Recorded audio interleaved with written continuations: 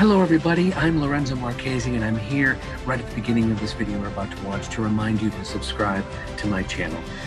It's very helpful if you do, and also please tell your friends, your family members, and share it if you can. Love to hear your comments and feedback, but just want to make sure you subscribe. Thanks for watching and we'll see you soon.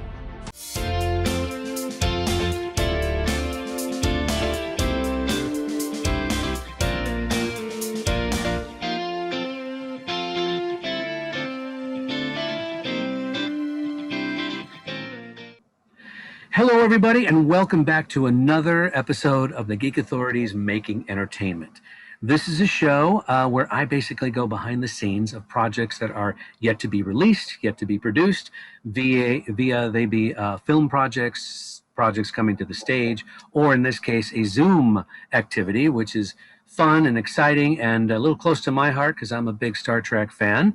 What we have here is the cast and crew, basically, of Worst Ever Productions. They're doing script readings of 2 original Star Trek series scripts, as well as 1 Deep Space Nine script. Basically, that's the same script, featuring little fuzzy furry fuzzballs called Tribbles, which are real popular in the Star Trek universe for those 2 people who don't know about them in the world.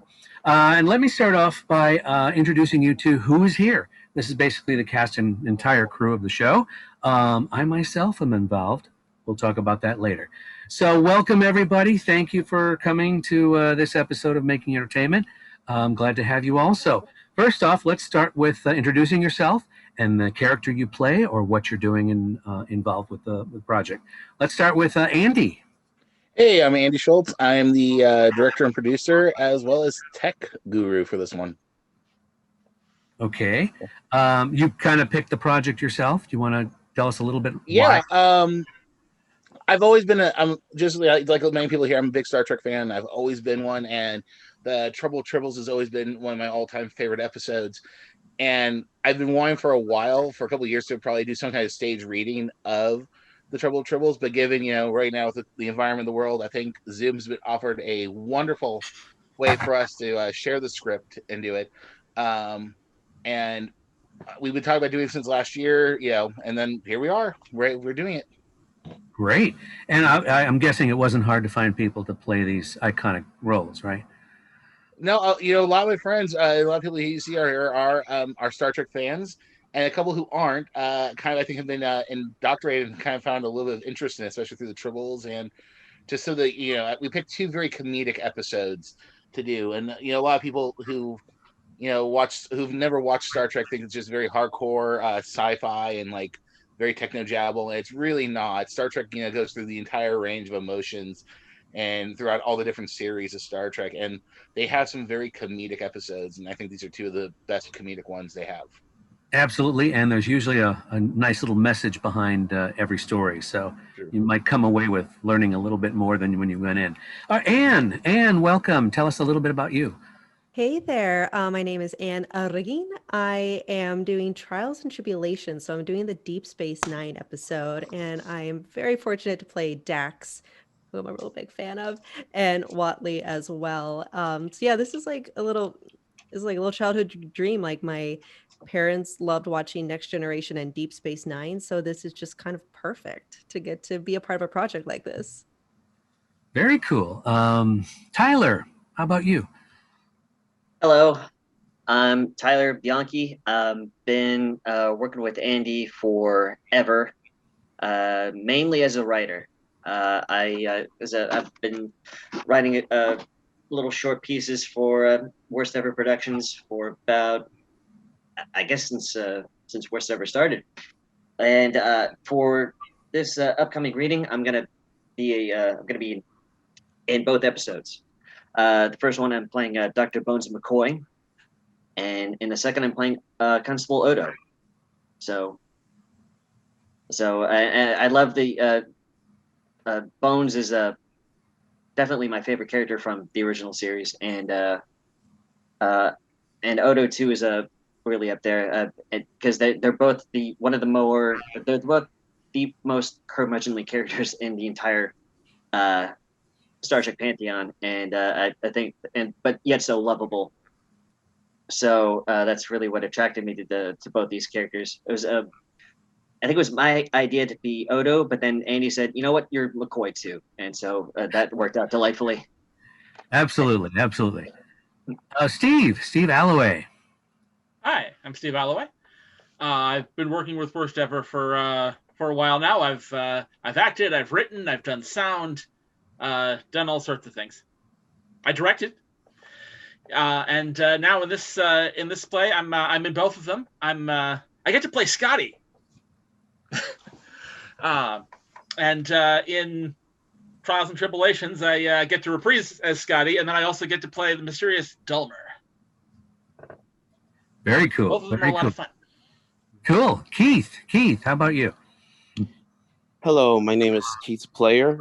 This is only my second time working officially with Worst Ever Productions. I've known about it for the longest time, but I actually was out of state when this all started. And then I moved back, and then all of a sudden I get asked to help out with the holiday season.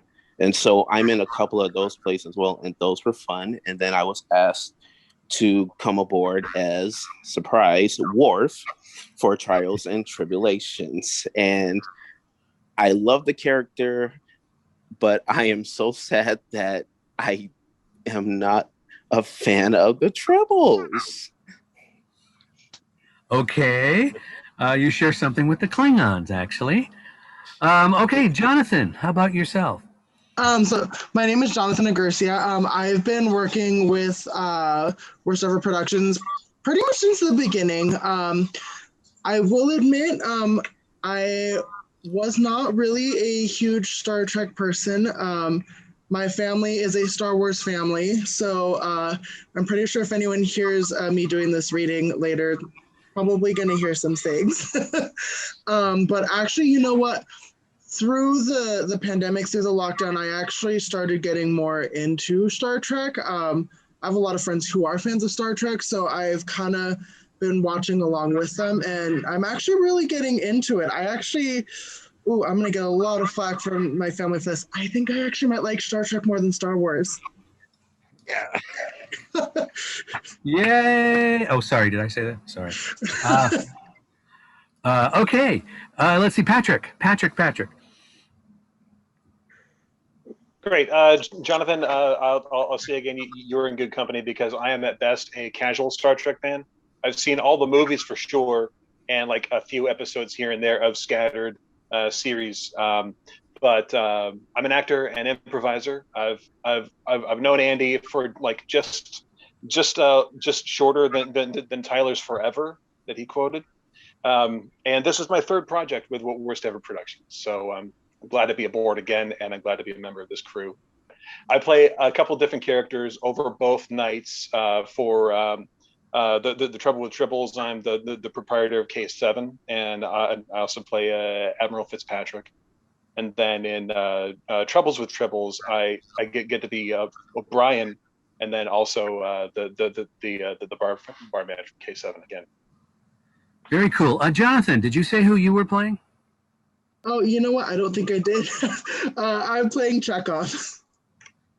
Okay, let's see. Who we got next? Brett. Hi, everyone. I'm Brett Gustafson, and I've basically been with Worst Ever since the beginning. It's a real honor to be with this company and this great group of people. And I am in both pieces playing the one and only Captain James T. Kirk. So it is an honor and a privilege to take on that role. I'm very grateful for it. And, ever since I was a little kid, I've never really like seen all the episodes in order, but I'd see them here and there. And I was always just really fascinated with like the retro futurism of the whole thing, and like the things that humanity can think of and then potentially make down the road. So I think that's just so cool. And this is such a cool piece to be a part of. And I'm happy to be here. Mm-hmm. Very cool. And that I like when you say that retro kind of, the whole, jelly babies on top of their control. Anyway, okay, how about Mike? Hi, I'm Mike Baroga. I am a writer and filmmaker, and occasionally an actor. It actually takes a lot for me to build up the nerve to perform. And when someone asks me to read as the immortal Mr. Spock, that's definitely a good way to get me to perform. As far as the whole Star Trek versus Star Wars controversy, I consider myself, I'm going to use a term coined by the great musical artist Voltaire. I consider myself bitrexual. So I'm both a Star Wars and a Star Trek fan in equal measure. Very cool. Very cool. Okay, Andre. Oh yeah, you got it right, Andre. I was hoping you wouldn't say anything. Okay. No, kudos when it's due. Yeah, I'm Andra Ward Jr. and I'm playing Cisco. I'll just admit it, I've never watched an episode of Star Trek ever. But I will say this was an amazing introduction to it because I don't know, watching the original, then watching Deep Space Nine, it was just nice to see the comparison and the through line. So I'm just kind of amazed that this little idea of connecting the two stories is amazing for someone like me who's never been introduced to Star Trek. So, woo woo. Okay, and you realize the stories are 40 years apart. Yes. Written in the 60s and then in the 90s, they jump forward. Okay, let's see, Bobby. Yes, hello, I'm Bobby Watson. I am playing Arn Darvin, as well in the original Troubles with Tribbles, as well as Waddle and Bashir in the Deep Space Nine one. So I get to pull double duty there. Yeah, I've probably known Andy for like 6 or 7 years. Yeah. So around that time, just pure coincidence, I happened to transfer to the Barnes and Noble that he was working at, and we struck up a friendship right there, I've just been walking that theatrical road with him since. Probably watching these episodes were the first time I actually watched the original Star Trek and all that, and Deep Space Nine. I just know a lot of Star Trek, or not a lot. I just know Star Trek through like osmosis of watching like YouTube videos of people just referencing it. Like, oh yeah, I know Tribbles. Oh yeah, but I never actually like sat down to watch it. Vincent. Vincent Miller. I'm normally the tech guru for Worst Ever Productions. I'm not on stage or in front of the camera very often. I came out for this for Star Trek because, like Tyler, I've known Andy forever, and we actually, Andy and I share a lot in common as far as our likes. And for both nights, I'm going to be playing the Klingons in general, specifically Korax and Koloth in in The Trouble with Tribbles, and in Trials and Tribble-Ations, I'm also going to be playing an unnamed engineer. Okay, there's a lot of unnamed performers in the various shows. All right, Gianna. Hi, how are you? Good. My name is Gianna Campbell. I play the absolute incredible interstellar merchant and purveyor of things most exotic, Cyrano Jones, in both episodes. And I also play the temporal investigations agent, Agent Lurie. How did I get dragged into this? Well, it's a long story from a long time ago in a galaxy far, far away that is a Star Wars reference. Wrong universe. Wrong franchise. Wrong franchise. Hey, Mike Baroga. He's like, he's my best. He's one of my best friends. He and his wife, Jen. I love them both dearly. And we were chatting, and he's like, hey, I've got this friend, Andy, who does this stuff. And, I know you did sound for me. Would you like to do some help? And I'm like, sure. And then I got hooked up with Andy, and then Andy called me and we chatted, and it's like, so what do you want to do? And it's like, well, I've been on stage, I've been behind stage, I've been above stage, I've been around the stage, and I just enjoy just being out there performing. And so thanks to Mike and thanks to Andy, this is my first production, and I look forward to lots more. wow, very cool. And finally, Mia. Hi, I'm Mia Gear. I'm an actress and writer and beginning director. I believe I've been doing projects with Andy and Worst Ever Productions for about 1.5 years or so. So I think near the beginning. And yeah, and the Trouble with Tribbles, I'm playing Uhura. And then in Trials and Tribble-Ations, I'm Uhura, Kira, and the waitress. And I also have never seen Star Trek before this. So I'm new to it all, but I like it now. So that's cool. Okay, when you say I like it now, does that mean you're going to go back and actually watch it?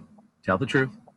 Possibly. I have a very long list on Netflix. Very, very long. Okay, Probably.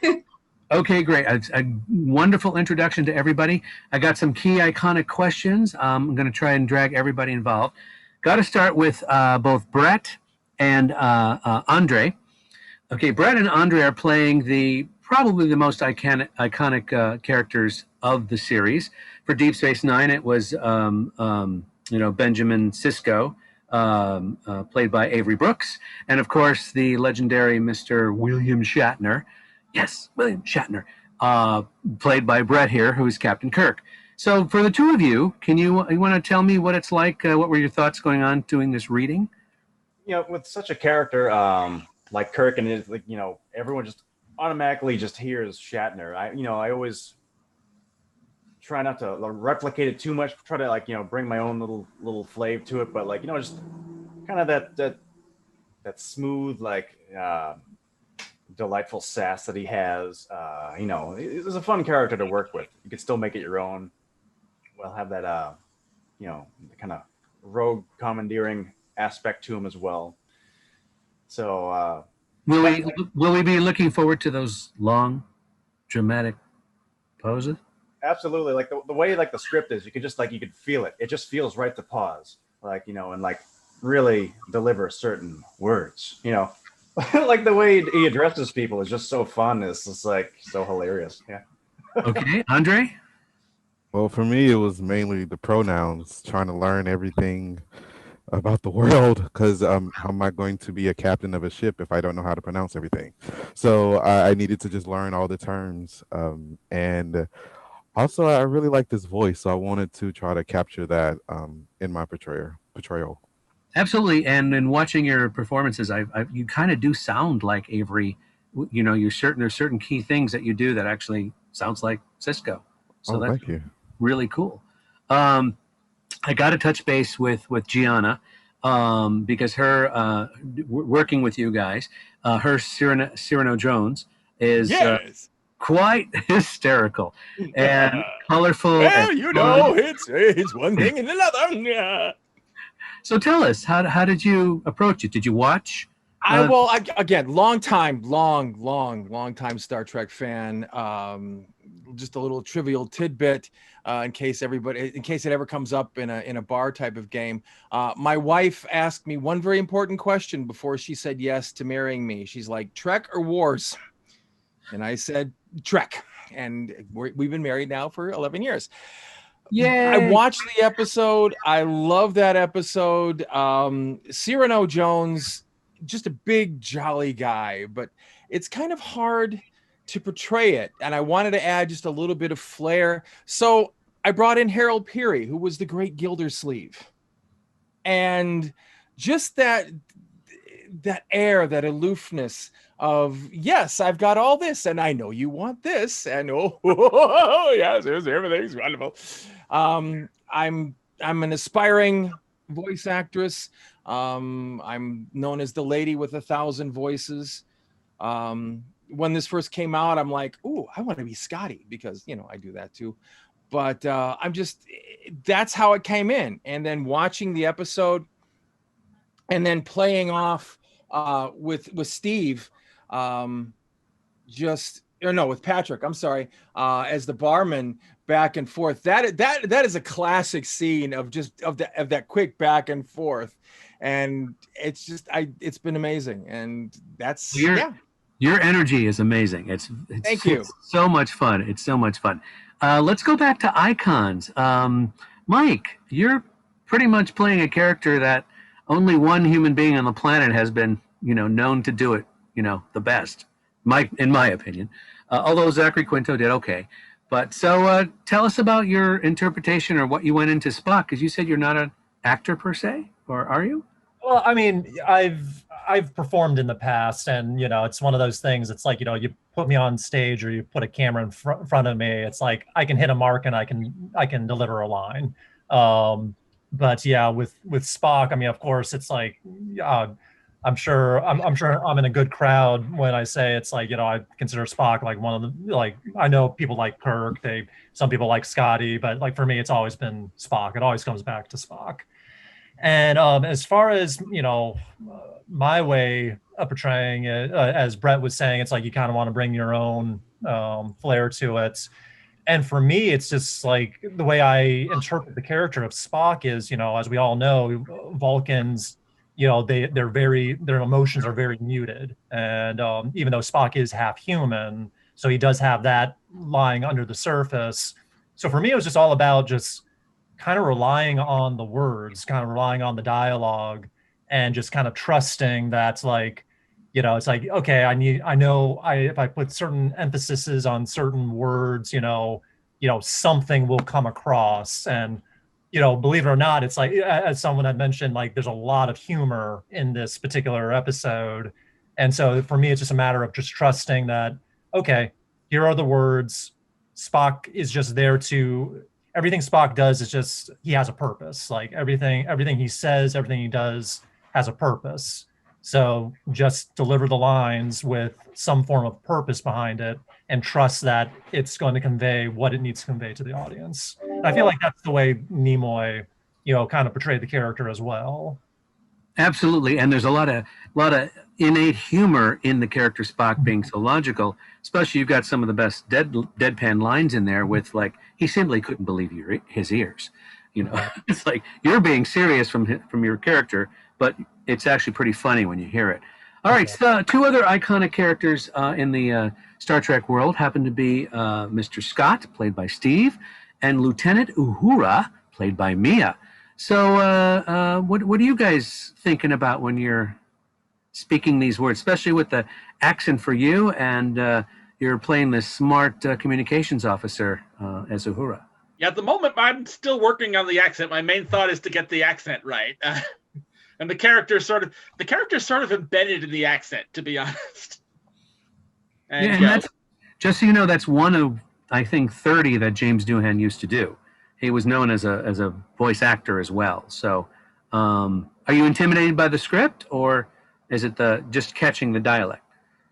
It's mostly, when I hear myself saying it, I'm like, is this Scotty enough? Okay. Like, when Andy first asked me to do the project, he didn't even tell me what it was. He first said, can you do a Scottish accent?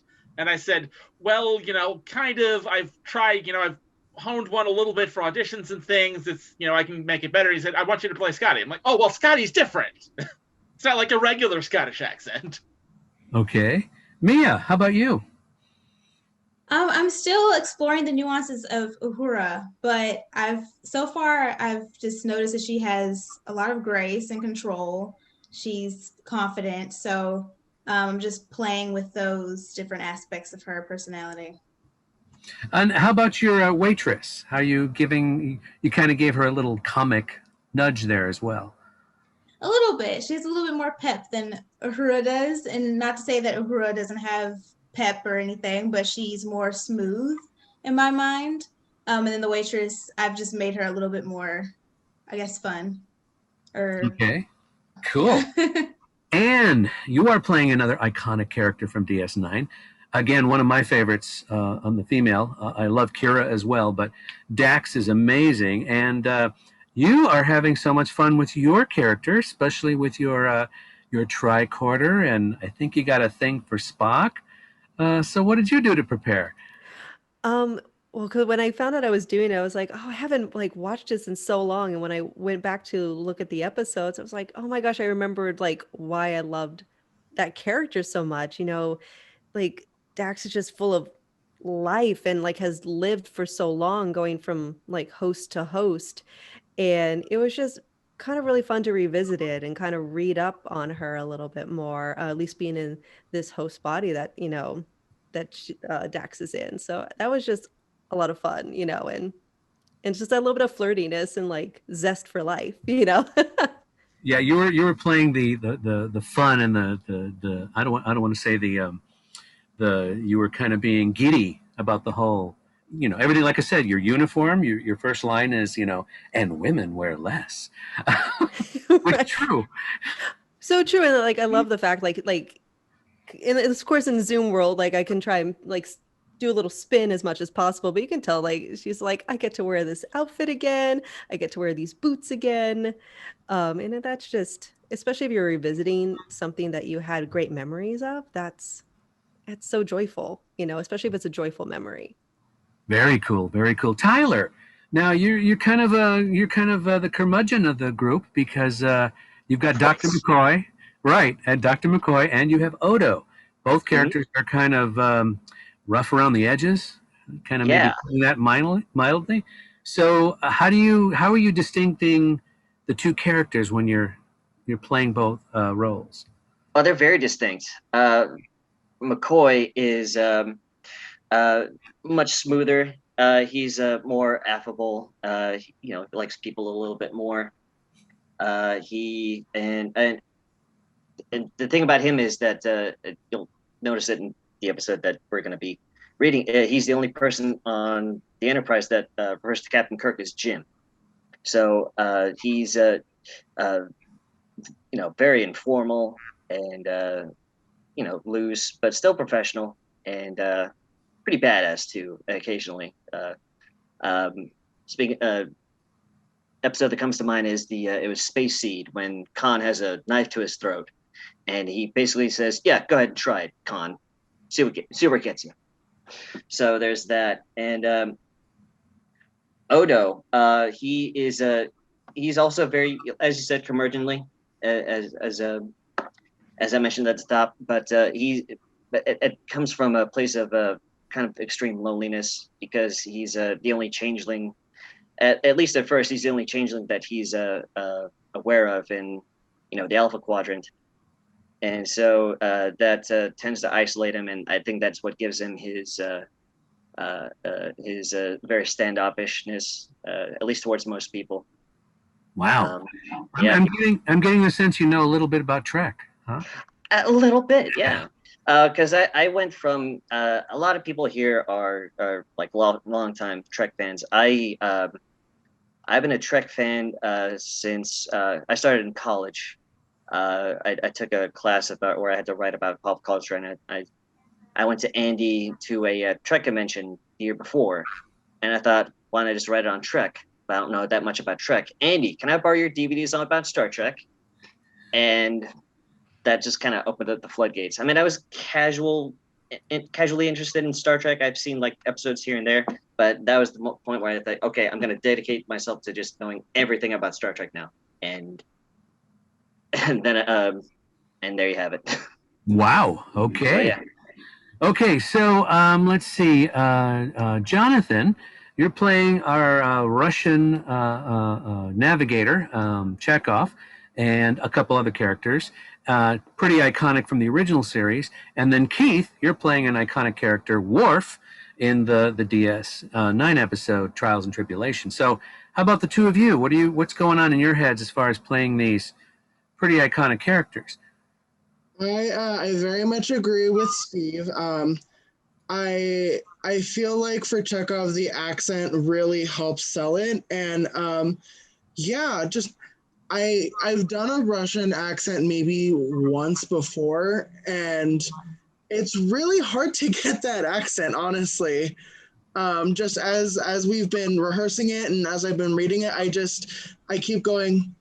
To me, I was like, I just keep going, does that sound Russian enough? Does that sound convincing? Does that sound fake? And then there's times where I'm just like, did I even do an accent? That didn't sound like I did anything. So yeah, I feel like that's definitely something I personally need to work on, but I'm having so much fun doing it. I'm having an absolute blast. Very cool. Keith? Okay, so my experience with Star Trek. I have not really watched many episodes of the original nor Deep Space Nine. However, I have watched almost every episode of Voyager and I've watched a number of episodes of Next Generation. So, being thrown into this world was slightly blindsided-ish. It's like I know Star Trek, but you don't know Star Trek, because every Star Trek quote unquote generation is different. So while I'm trying to do Worf, I'm trying to listen to basically different Klingons, and I'm trying to emulate being a Klingon, but I want to be a little dramatic about it, because I believe his character in this story, in the Trials and Tribble-Ations, is rather dramatic, especially with the Tribbles. And so I'm having a lot of fun with it. I'm just trying to make sure that I have it down patch. Patrick, you are taking on several characters in both stories. And so your big, I would imagine your big task is to kind of differentiate the style of each character. So what would you say, and especially with O'Brien being one of the key characters in DS9, what's going on in your head? This calls to mind some training that I've been doing for a number of years with my voice acting performance group, the Green Giraffes. In 2013, I joined with a small group of voice actors as a study group and a performance group. So this brings me right back into it. So it feels very familiar, jumping in and playing ensemble parts and strong supporting parts too. So it's exciting, and like Andy's been telling us, we need to anticipate when our entrances are. So I'm always looking through the script. I'm always making notes. I went and got a whole bunch of highlighters for all the different characters that I play. So yeah, it's a lot of fun. And if I'm not mistaken, everybody can correct me, the actor who originated O'Brien on Deep Space Nine, he actually was Irish in real life. Yeah. Irish or Scottish or something like that. Welsh. Irish. Tyler Nutton. Tyler Nutton nodded his head and said, "Yeah, yeah." Tyler nodded. So yeah, I'll take that under good authority. So that clued me in a lot about what his voice should sound like. Of course, I'm not mimicking the way he speaks. I'm using my own stock Irish accent, like a real Irish accent, and not Lucky Charms or Irish Spring. Okay. So I'm feeling out O'Brien as much as I can from what's in the script, and he likes to joke about Worf smelling like lilacs, and so that amuses him. But he's also able to turn on a dime when there's danger. So right, you've got some great little banter with Gianna too, though, as the bartender, going back and forth, and she's pushing your buttons, and I think you're just trying to ignore her. But so yeah, that is a lot of fun with Gianna, just like you were saying earlier. The barman, we've had our two rehearsals so far. I've tried two voices. The one I did for the second one is the one I'm going to settle with, because that feels the most working class type of voice. So he's very bottom line, so I'm going to stick with that. Very cool. Okay, we've got Bobby. Bobby, I believe you're Arm Darvin, correct? That is correct. You're my spy. I have no idea that you were a spy, and then you come back in DS9 and try to blow up Kirk, and poor Brett's got to deal with you. And then what's going on there? No, I'm not. No, I'm a loyal secretary. No, it's not me. No, it's watching them back and forth. One thing that I really love is continuity, and I love how the same actor played Arn Darvin 40 years apart. Like the idea of getting the same actor, that's one of the things I love the most. And the fact that they were able to do that is like, see him 40 years different, and him just like putting on this persona of the merchant. Barry. Yeah. So it's great just how inflated his ego is, like as even though he's been like an outcast for centuries or for a long time. So you're playing it with an edge, a comical edge, kind of. Yeah. Okay. Yeah. Because he's just been out there, kind of in his own world. He's been an outcast, so he's going to start building this fantasy world in his head, and he's going to be at the center of it. Wow. Okay. Vincent, I believe you're our Klingon cast, correct? I am. Yes, and I really like the spin you're giving Koloth. I think you're being snide and snarky, and because you can be to Kirk, and then I'm trying to milk that for all that I can. Koloth knows Kirk. He wants to cross swords with Kirk, but he's ultimately upset that he never gets the chance to. He's always poking and prodding at Kirk to do something to justify his lashing out. So is when Brett's being James T. Kirk, is that you kind of feeding off that, what's it called? That he's trying to do the right thing and you're kind of basically getting in his face. Yep. I am totally trying to play off of that.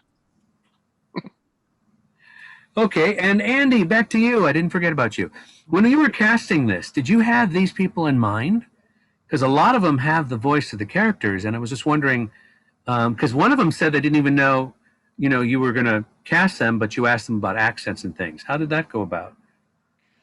It's you're trying to do this thing with these iconic characters that it's like Captain Kirk, Spock, McCoy, Cisco, Dax, and you want to do them justice too at the same time.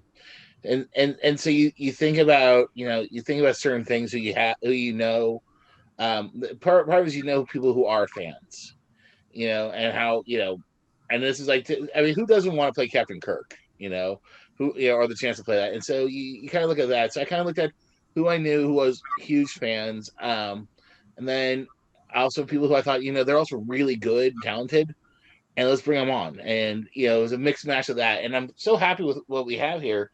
Because, as you know, because you, Lorenzo, are also playing, and I think you forgot to actually say who you're playing in the piece. So hi, I'm taking over for a moment, hosting duties for the Geek Authority show. Hi, I'm Andy. I'm interviewing now. And what you guys don't know is Lorenzo's also in the cast. He's mentioned it. But, Lorenzo, who are you playing in the show? I'm kind of Nils Barris, who's kind of at odds with Kirk because he's not doing what he's asking to protect his grain, and as a result, he actually gets all my grain eaten, and it's poisoned, and I'm not happy with Kirk at all. So, and what is it like for you? Playing, it's this character who's in this iconic episode of the series, because most people, even casual people who've as you've mentioned earlier, most people, even if they're a big hardcore fan or just a casual person or just knows of Star Trek, knows what Tribble is. So how, playing one of the central characters in this mythology of the Tribbles, how is that for you? It's great. I mean, I grew up with Star Trek. I mean, I didn't see it when it originally aired. I started watching in 1970. And it was at the time when it was syndicated, so it was rerun. So it wasn't once a week like when it originally aired. It was every night at 6 o'clock in Chicago. So it was something I literally grew up like in grade school with. And the fact that you actually did a Tribble episode, this is an actual Tribble. And by the way, for those of you who don't know, me and my husband, Michael, got married in a Star Trek themed wedding, complete with Tribbles and in uniform. And I'd say a majority of our guests, maybe 45% showed up in uniform. So it was really cool. So with that said, I think playing Niles Barris is, the original actor was William Schaller. Now you probably know him from My Three Sons, and he's done a million shows. He's a very well-known actor. I think he died like last year or the year before. So it's fairly recent. He died recently, yeah. Yeah. So, but yeah, it's like anything, any opportunity to be part of Trek, if I can help. I love it. And with this cast, like I said, you guys are hitting the nuances of some of these characters pretty spot on. And it's other than the techno babble, which even the actors of all the series, all 7 series, have said is hard to stumble over, like Quadro Triticale. People can't say sometimes Uhura, or what's the other one? Tricobalt. You know, they're all made up words. So it was tough for them too to do that. So, but you guys are skiing along with it. So I'm impressed with characterizations and the fact that it's so much smoother. Now let's tell the audience too, what we're doing is we're reading versus performing. So it's not like we're all in costume and, you know, props and all that.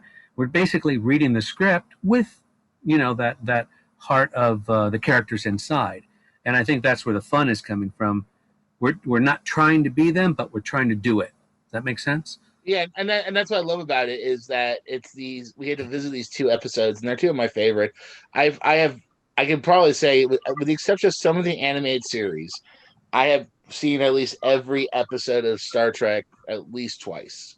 When it comes to Next Generation, DS9, I have probably seen them multiple times. You know, especially recently. I was sick back in December with a certain virus that, you know, everybody's been trying to avoid, and I was out for about a month. And so while I was getting better, the one thing I kept doing was just marathoning Star Trek, because it's one of those things. It was good medicine to have for you with everything else. Is I just watch it and watch, you know, some classic episodes. I'd watch Next Gen, DS9, Voyager, and it was always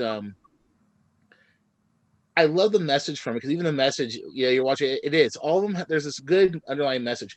I like the fact that in the future we're looking at, you know, humanity has grown beyond all the problems that we have now. And to me, that has always been such a big thing in Star Trek. If you look at the original series too, how groundbreaking it was, even then in the 60s, this depiction of the future, and then Next Generation and Voyager and DS9, to me, it's just been this thing. And just to be able to go back and revisit these and just share it with us, because that's all I'm doing is, you know, we didn't write these things. We're sharing these wonderful scripts with hopefully fans and friends.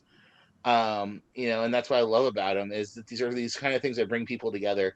I mean, a little fur ball that is, you know, squeals, you know, that Keith is allergic to, brings so much joy. And it's literally, it is in both real life and in the series. They bring joy, that we're just having so much fun with it. And I think that's what's so cool about these readings, because we're just reading them.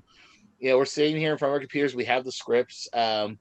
You know, so the actors are wearing certain color shirts in there. That you're gonna see some really fast, like, shirt color changes, like 5-second changes. Wink, wink. These ones, you know, and doing some fun stuff.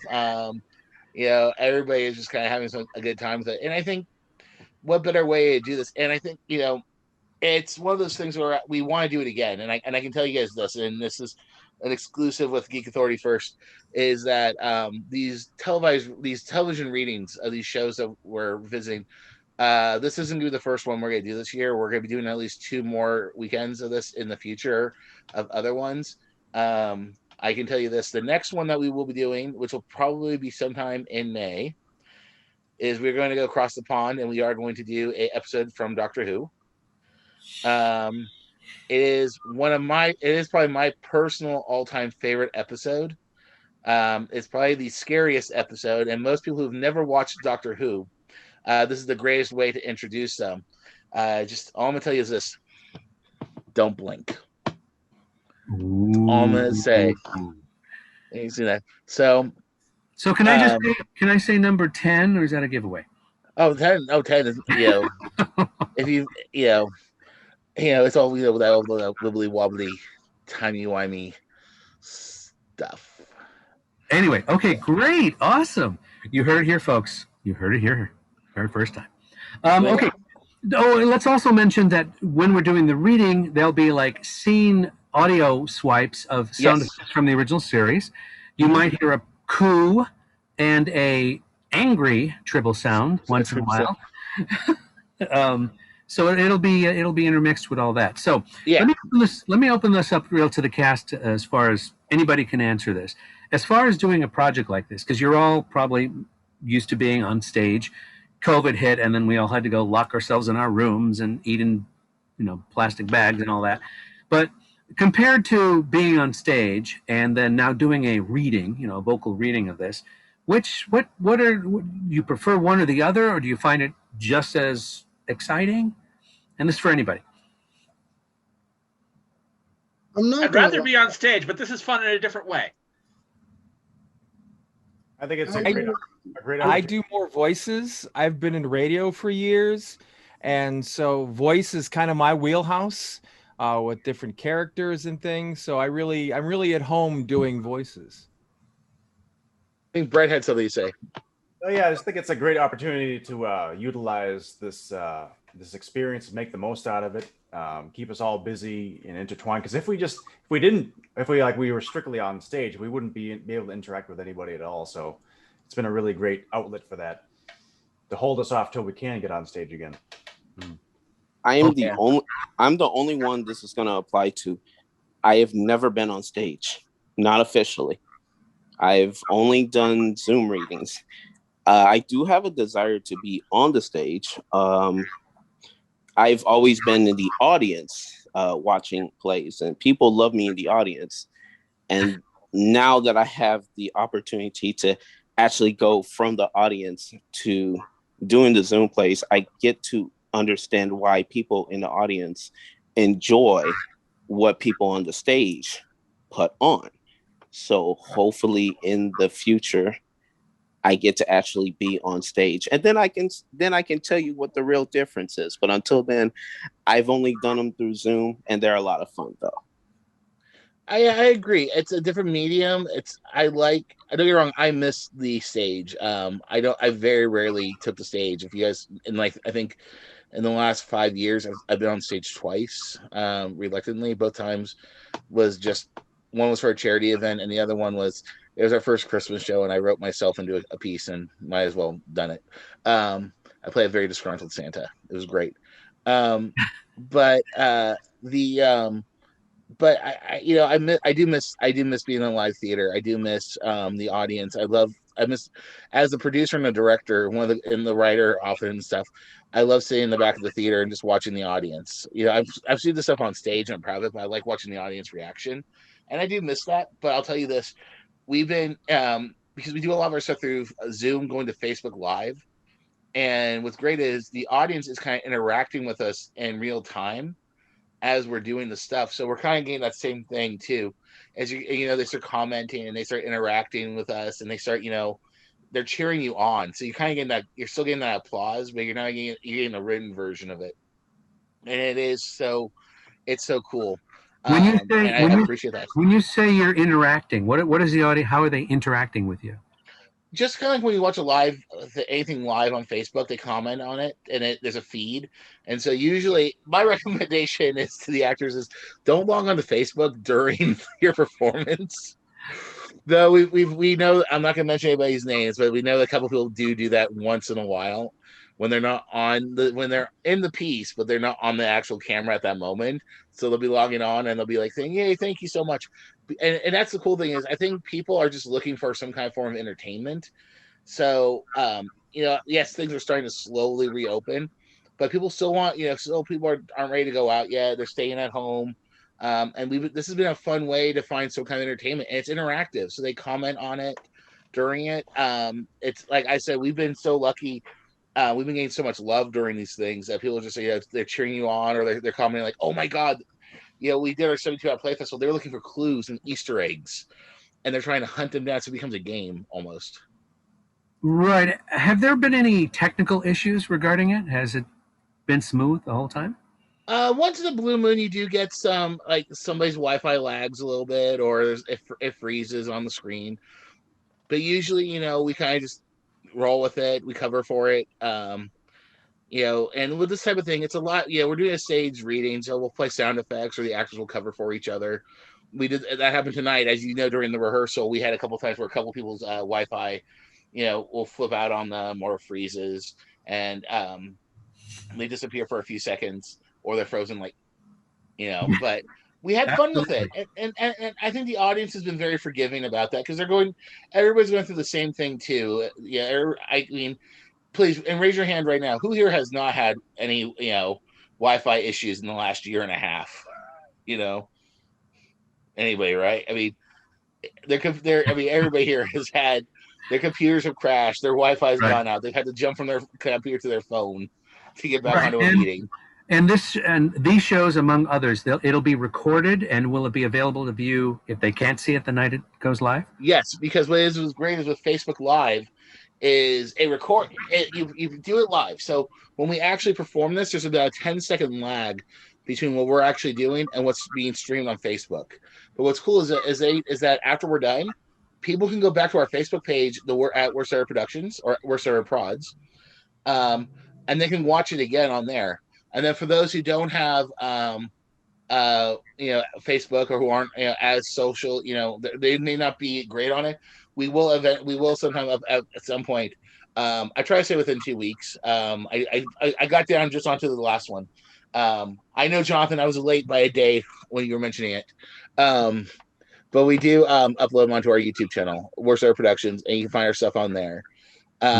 So I will do better, I promise. By the time this is probably aired, hopefully we'll be getting ready for it. Plus, I will have had a better haircut by then. So. Okay, Mia or Anne or Tyler, do you want to throw into anything regarding? I'll just second what Andy said about having a live audience become an actor, but I've written quite a great deal of short pieces for theater for the past few years, and there's nothing better than just sitting at the back of the audience and just watching them and hearing them laugh at something that you just written, watching your actors just completely take control of your script, and it's hard to replicate on a Zoom format. You still get, as Andy said, you get some fun comments, and I think on some formats you can get little emoji reactions. It's as you said, it's not as good as it's not the same, but but we still we have to do this. We have to entertain our friends and families, and that's we're not going to stop on account of what's been happening this past year. So it's great that people like Andy are still doing this stuff and putting on something as fun as two of the funnest Star Trek scripts that have ever been written, to my mind, anyway. Oh. Mia, Anne? Yeah, I agree. Like, there's nothing like the stage, but this is a good alternative for the time being. And once it's safe, I'll happily go back to the stage. But this is great for now. Yeah, I absolutely agree as well. And what's so interesting about Zoom, like I do film and theater, like this is a very unique in between of the two, because you are still kind of acting on camera, but it's still in the theater spirit. So it's kind of a unique world in itself, but it's, especially like theater, you get that instant reaction, and it's just such an adrenaline rush. And like, of course, in film, it's like, is it funny? I hope it's funny. No one can laugh. It's gonna screw up the sound. So, that's one thing I definitely like miss, is that instant kind of like, so having people respond in the comments is always kind of fun to go and look back and see, okay, they did like it. Very cool. How about Vincent? Anything from the technical side, or? Yeah, the technical side is very, very different from theater to Zoom productions to actual film production. I have very limited experience with film production, but for theater production, you normally have a whole bunch of lighting, of sound equipment to set up, of making sure all the cues are hit at the right time. With Zoom productions, each actor, to a degree, plays their own tech. Mm-hmm. To a degree, every actor has to touch a little bit of that. They have to make sure they have proper lighting. My lighting in my room is lacking in that department. They all have to take care of their own sound, any props.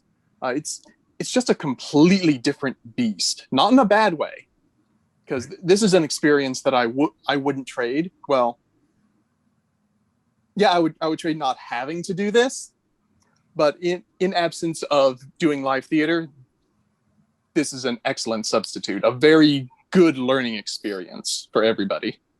And I echo that with it, because I think we found that when we're doing a Zoom show, not necessarily like this one, because this one's more casual when we're having fun, but when we start getting like more intricate stuff, you do start, having to figure out, okay, when we're incorporating props, where do people need to place their hands and stuff like that. We've tried moving boxes around. How does that work with things? It varies. For myself personally, I don't usually do tech. And Andy, you're talking about productions like you've done in the past, like for your Halloween and for Christmas. You actually have costumes and Costumes. green We do. screen. So then we'll do backgrounds. I mean, we sometimes do some of our shows. Like, I can tell you this: some of our stuff that we're doing this year, half of the stuff will be live, kind of like this, and some of them are going to be recorded. Because we also, the fact that Zoom does let you record stuff, and if you have a great editor, they can kind of do some fun stuff. So we have some fun stuff coming up, which we will be recording. But regardless of whether it's live or whatnot, you still sometimes have interaction with props and costumes. So it's often like, if I'm going to be passing off something this way, it's, are they taking it the same way? I know personally, we've just now started exploring more with doing sound effects through the computer over Zoom. And myself personally, in the real world, when we were in theater, yes, in college, I was trained on how to do lights and sound. I'm going to be completely honest. I am not the best tech person for that. I always prefer to be in the audience. Vincent has always been the greatest tech person in my world, because that's why Vincent and I work so well together. In addition, he's my best friend. He and I I can just describe something to him that's in my head, and no one else in the room, like Ann and Tyler can tell you this, and Bobby can tell you this, because they've been present for when I start talking, and nonsense comes out of my mouth. I'll be like, Vince, almost in there. I'll start pointing at weird shit, and I'll just start. Oh, sorry, I apologize. I apologize, guys. That was not my time. It's theater. I'm excited because I'm passionate about this. I'm sharing my passion that comes out. Lorenzo, insert an angry Tribble sound over that. Angry Tribble sound, please. I apologize. I'll start pointing out things, and Vince is one of the few people who can. He goes, okay, and we start doing tech live, and my techs are very weird. So like Vince will just start going, and he'll be teching the show as the actors are acting, and the actor's like, oh, we're doing tech and it's going okay. And that's just because of how well we work. So I'm having to kind of like now reverse that, where Vincent is now telling me how things are looking, and I'm having to do sound or move things around. And it's a big reversal having to be on the other side of that. So I have a very big respect, a whole new respect. I've always respected it, but a bigger respect for what the tech crews go through, especially doing things like this. Okay, let's touch base with Bobby, I believe, Patrick, and Jonathan. We haven't heard any input or feedback on that. Yeah, it's all been a interesting experience, just changing things around. Well, it's like set dressing.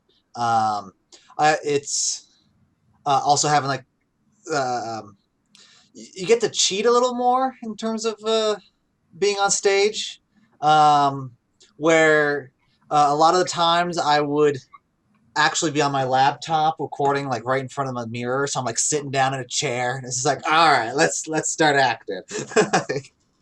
That and you have the script right in front of you, so you do have to do the set dressing. That's one of the downsides. Where there's a time for one thing that we filmed for the holidays, I had to completely like take everything off my desk that's out of frame here and put plants and everything, and just like I had to do that all by myself.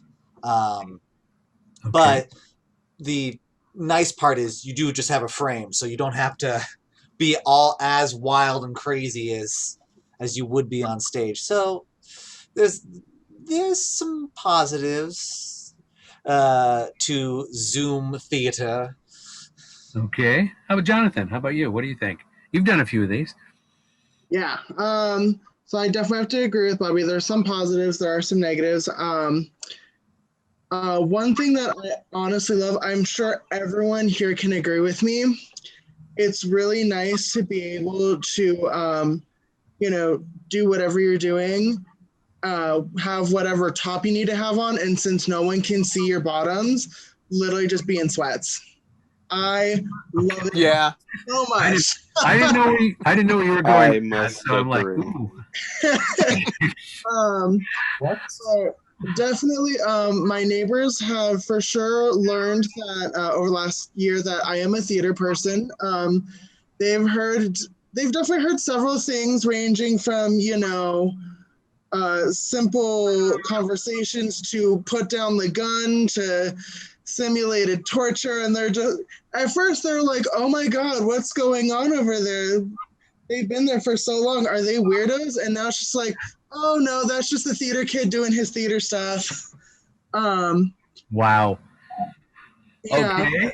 I definitely I miss the actual theater so much. I miss seeing everyone in person and and talking before rehearsal, after rehearsal, before shows, after shows. Now it really is, we get on, we do our thing, and we're done. And it's like I miss the conversations, and I miss seeing all of you in person. Yeah, that's the hard part. That I think that's probably the hardest thing is, I think theater kids, especially, and that's why I call everybody theater kids. We're very, I don't want to say intimate group, but I think that is. We're very close. We're used to physical contact because when being on stage, and it was very common that everybody hugs or whatnot, or they, especially when you're talking to each other, get very close. And and one of the best things is at the end of a closing night of a show, everybody goes out and they go to a restaurant or something. Like we go to Little Tony's a lot, or Coral Cafe in Burbank. They have the best split pea soup, by the way. Just saying. That's a whole other thing. But we get to go there with our friends, and you get to talk about it's that camaraderie that I think, sitting there till like 3 or 4 o'clock in the morning. People are covered in makeup still. They have their, so they're still wearing their costume because they didn't want to take it off, and you're just sitting there, you're having a good time because you guys are reflecting on it. And you're like, and you're sitting there going, okay, so what's the next one? Because it's that adrenaline going. It's that thing, and I think that's that thing why a lot of us still, even with Zoom, we've been kind of holding on to it, is being able to continue to still do something and be creative, and it's so special, and that's why I'm so thankful for everybody here, for doing these projects, especially something like this, to jump on. To me, it's one of the greatest privileges and honors getting to work with everybody on the screen right now, and I'm very thankful for them. I'm very blessed to have you guys here with me to do these projects. And I sometimes will, I get colorful with my language sometimes, and I apologize for that. When I get very excited and passionate, I do drop a bomb here or two, but I do it out of love and just and just this excitement, because we're doing stuff. We're already talking about the next show, and I'm so excited because it just is something fun to do. All right, let's any comments from Mike, Brett, or Patrick? Have you want to throw anything out there? I want to give everybody a chance. I'm sorry. Thank you, Lorenzo. Yeah. The camaraderie, it can't be beat. And it's completely different in this format. Years and years ago, an old family friend of mine asked me, someone who's more or less unfamiliar with like performing and only casually watches stuff. She asked me, is it the best part about performing when you've finished your scene and the audience is applauding you and they're cheering you on? And honestly, no, that is not what's fun about performing. What's fun is when you get the moment right together, when you and your cast and your crew build a moment and successfully show it off, successfully share it with the audience, and there's a very tangible feeling that is still possible this way, but it's going through a completely different route. The previous worst ever productions production that I was a part of was the first ever worst ever 72-hour play project, and Anne and Jonathan, we were together in it. We were the cast members in it, and I remember we had to figure out like which one of us had the most or least lag in order for us to speak together at the same time in one moment of our scene. We had to chant and cheer, and then something started when we all said it synchronized, and we had to find out who had to start speaking first. Okay. Mike, anything to throw out there? I mean, Anne got to it first, but just to piggyback off her a little bit, like, yeah, prior to COVID, I was splitting my time between theater and film projects. And then when the world started kind of just relying on Zoom, for communication, like my whole family, they're still on the East Coast, and I haven't seen them in over a year. So this has just been the only format I can use to make that connection with them. And it's just been amazing how we creative individuals like us have been able to utilize this format. And as Anne said, it's this interesting in between theater and filmmaking in a little bit, simply because it's like you're still relying on performance, and you only have this little box to perform, but you can get a little more stylistic than than a theater can offer you. You can work with editing. You can stylize the way who comes in where. You can add sound effects.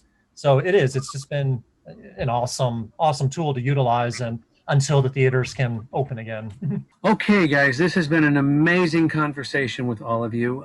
I've been working with you guys for a couple weeks on this project. Thank you, Andy, for inviting me to be part of it. And like I said, you guys are doing some amazing work in terms of bringing this wonderful show that I've loved for years. And because like I said, I'm an original series fan. So, and I know a lot of you are next gen because you're not old enough to be an original series fan. I am. So with that said, thank you again for everybody doing this. It's always informative, people watching this. This is a worst ever production. Does it have an official title, Andy? Well, this one, it's just we're just doing a live Zoom reading of it. It's the Tribble double feature is what we'll call it. Tribble double feature, okay. And we're opening. We're doing it for 2 nights, the 27th and the 28th. The 27th will be the Trouble Tribbles, and the next night will be the Trials and Tribble-Ations. So, and this is March 27th, 28th. In case this is watched later, so in case you're wondering. Okay, great. Again, thank you guys so much for doing this. Any final comments before we say our goodbyes? Live long and prosper. Oh, there you go. There you go. Okay, just in case you haven't already, if you're watching, there's a little button somewhere that allows you to subscribe to the YouTube channel, The Geek Authority.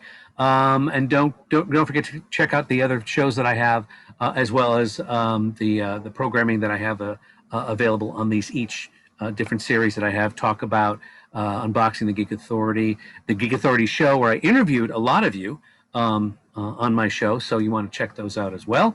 But again, thanks everybody for watching. Thanks everybody for attending. And let's say goodbye, everybody, and live long and prosper.